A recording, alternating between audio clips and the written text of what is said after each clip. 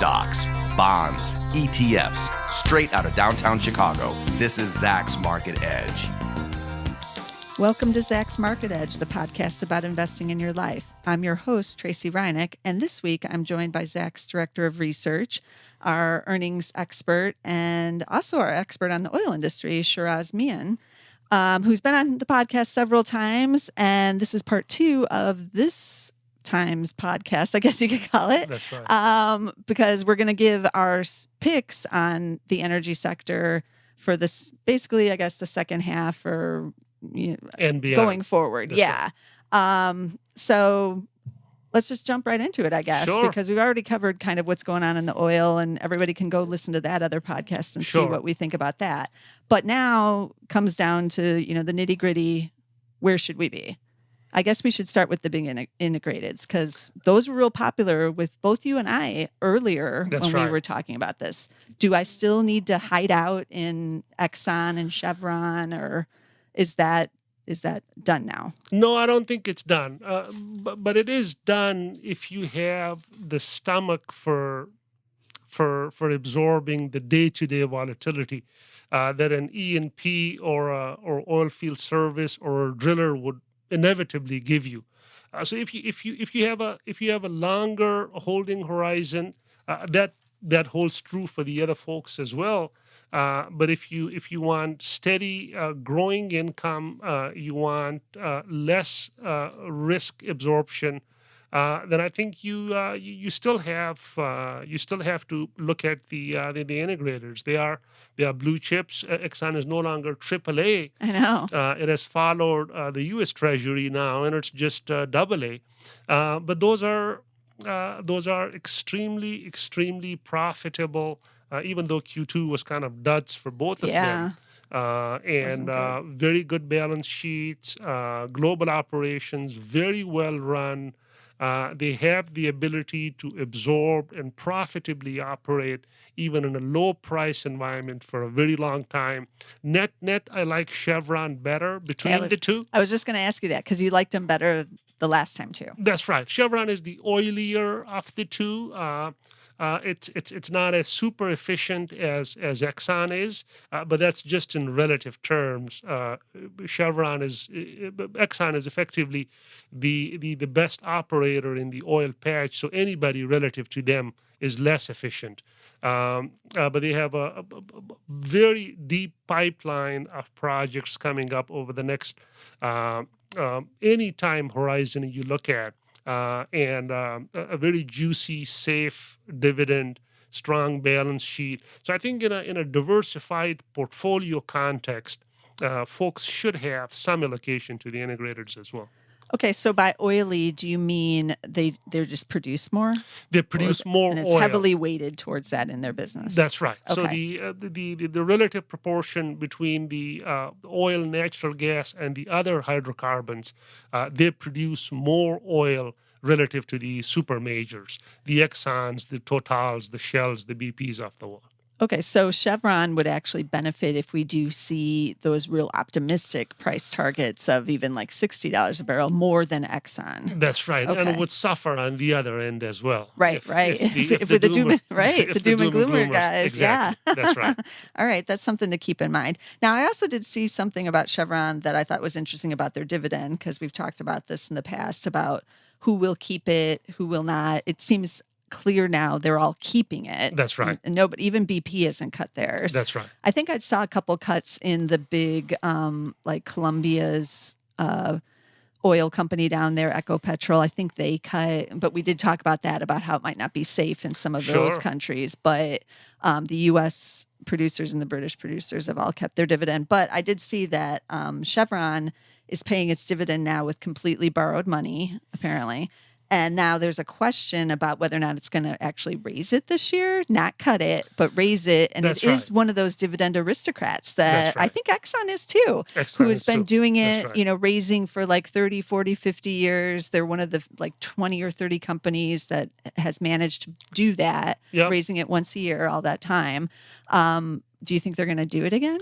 I think that's a legitimate question that the mid-single digit growth that Chevron shareholders have become used to, they will probably not get that. They could probably announce some token increase just to keep their record intact.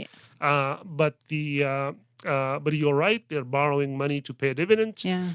They still have plenty of capital expenditures on their budget, but they have a fortress balance sheet. They could borrow as much money as they want, even if the market was not supportive. So I wouldn't be concerned about their cash flows. Okay. But pretty much everybody in the oil patch is in cash flow deficit right now. Right. That's for sure. And it's not unusual for Chevron and Exxon to be in deficit as well. Okay. Their yield is 4.2, Chevron's, and Exxon, just for those wondering, is paying 3.4. But Chevron's always paid higher. Chevron has always been a higher yielding. BP is much higher. Yeah. It's close to 7%. I know, real and juicy.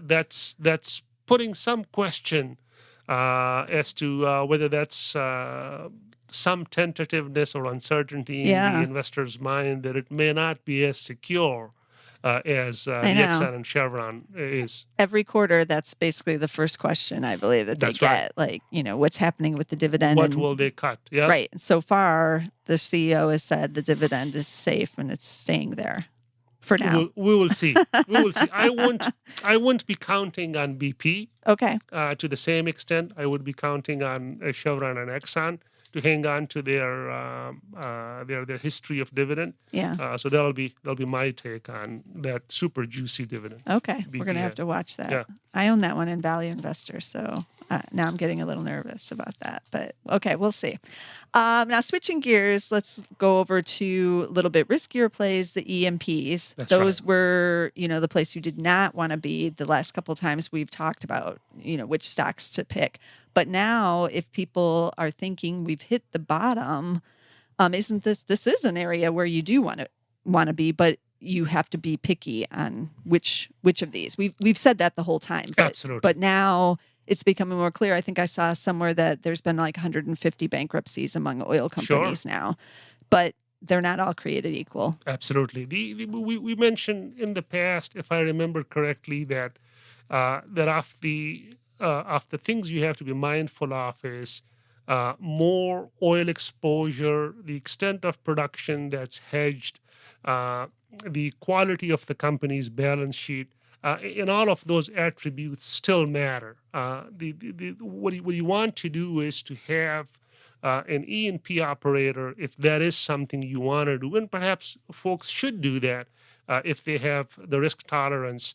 Depending on your risk tolerance, you could have large caps, mid caps, small caps, but within each category, you want a company that could stand on its own if oil goes back to the scenario that the doom and gloomers are painting. And there's plenty of opportunity there. We have, as we have mentioned in the past, Pioneer Natural, PXD, that's in the top 10. Not really a big company. They had a real good quarter. They had a very good quarter, absolutely. So the oily, more levered to oil versus natural gas. The typical E&P company historically used to be 2/3 natural gas, 1/3 oil. When oil started going down, they all started focusing more on natural gas, and then it has been coming back. So not everyone has the same proportion of oil in their production stream. So you want to be more exposed to oil.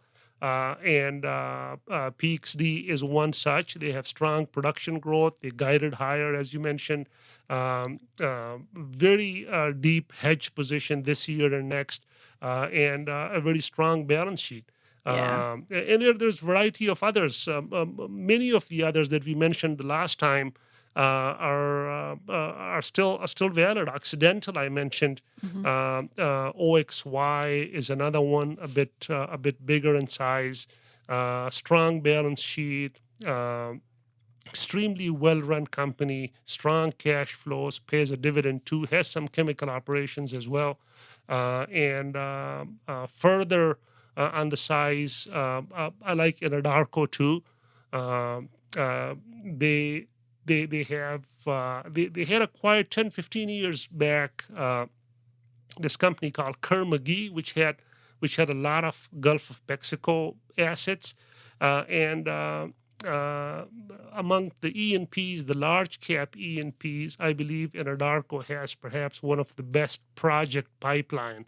The balance sheet is reasonably good too. It's a well-run company. They haven't done that much, I believe, in the last couple of years, but they could be a consolidator in the space too.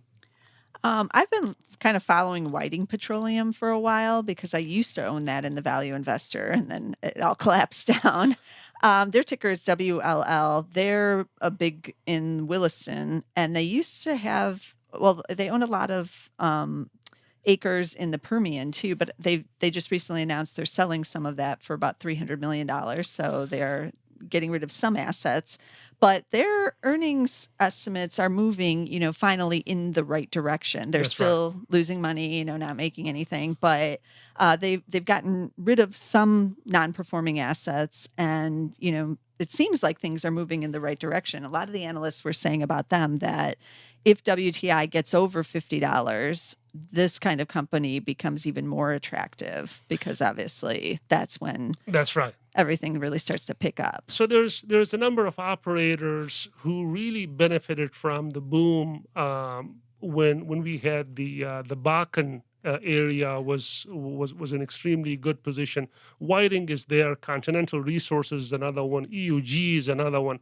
Hess has large operations over there too. Uh, um, all of these, Whiting in particular, I believe, I'm not 100% sure, but I believe doesn't have as good a balance sheet as you could find elsewhere in the space. And pretty much all of the E&P players have some exposure to Permian, but you want a player which has Permian as their primary asset base. Right. And in that respect, I believe Whiting will have some exposure to Permian, but not to the same extent as you could find with some of the others, with the Anadarkos, with the Pioneers, Okay. and with the other players. So, but in a stable oil price environment, a number of these guys have been beaten up so much that perhaps there's better value in there relative to some of the other players. So if we see crude fall further, because it's around 40 when we're recording this, and if we do test those $35 levels again, and these crude stocks, these energy stocks are going to sell off if we go down That's there. right. Is that a big buying opportunity? Should I believe investors so. really be jumping in again here? I believe so. It's always tough to recommend something with a very short term holding horizon. But if folks are looking for quality E&P players for the long run, then even now I believe would be good spots. But if it pulls back some more, which is possible given the overall weak sentiment on the commodity, and this is a seasonally weak period as we discussed in the other podcast. So I strongly believe that quality E&Ps that you plan to hang on to for 6, 12, 18 months, you probably may not get as good opportunities afterwards. Okay. Now, what about the services? That area seems to be really challenged still. Should we stay away from those? I believe so. The reason is that when every E&P company, when every Chevron, Exxon, BP, and Shell is cutting their capital budget, they're basically cutting the revenues for the Halliburtons, the Schlumbergers, the Neighbors of the world. And in order for those guys to stay in business and maintain market share, they have to cut their prices and do jobs on prices and revenues that at times is a third or a half of what they earned 2, 3, 4 years ago.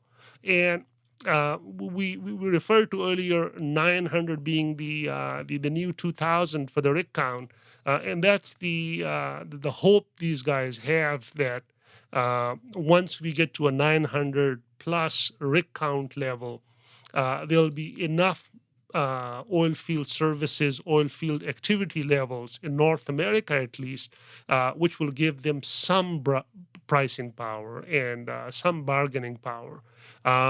If folks have the ability to absorb some of the risks and the volatility in this space, there are large players in the services space as well: the Schlumbergers, the Halliburtons, the Baker Hughes.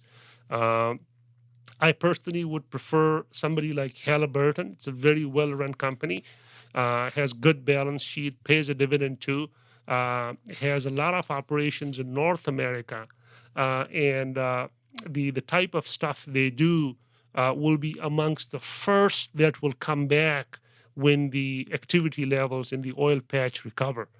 So they will be in the forefront of the recovery. Some of the others, Schlumberger and Weatherford, for example, they have a lot more international exposure. Those markets will likely remain depressed a bit longer.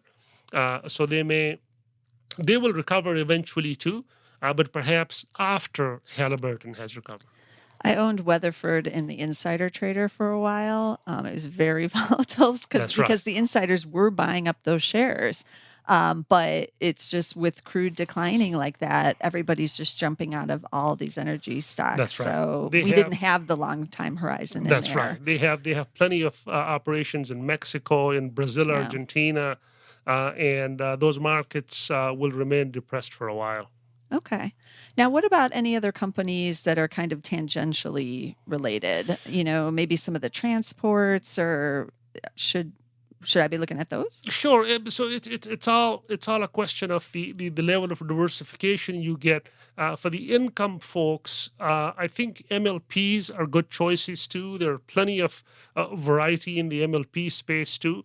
You have pure transporters that have just the pipelines and the storage tanks, and then you have a variety of folks who do some kind of processing and fractionation of the in the value chain as well. I have long been a fan of Enterprise Products (EPD). It's the best of the lot in that space. It's the largest player in that space as well. Far more stable in terms of the price volatility relative to some of these other players. But there's plenty of other opportunities in the MLP space as well. Okay, this has been great. I hope people really, take some of what you said to heart here. It's good to get like actual picks in this sector, and it's Sure. good to get some perspective on, having a longer term time horizon, because you sit there in these stocks and you look at them. I mean, some of them, very volatile Sure. every day. And so you kind of have to remove yourself out of that if you're a Absolutely. longer term investor. That's right. And think about the bigger picture. So thanks for joining us, Shiraz. This has Sure. been very helpful. If you want to hear anything more about what Shiraz is thinking about any of these topics, and also on earnings, because he is our earnings expert, can check out all of his articles on Zacks.com, of course. And you can listen to our other podcasts on SoundCloud and on iTunes. And I think we're on that Amazon Alexa thing, or Echo. What is it, Alexa? I think that's what it's called. Yeah.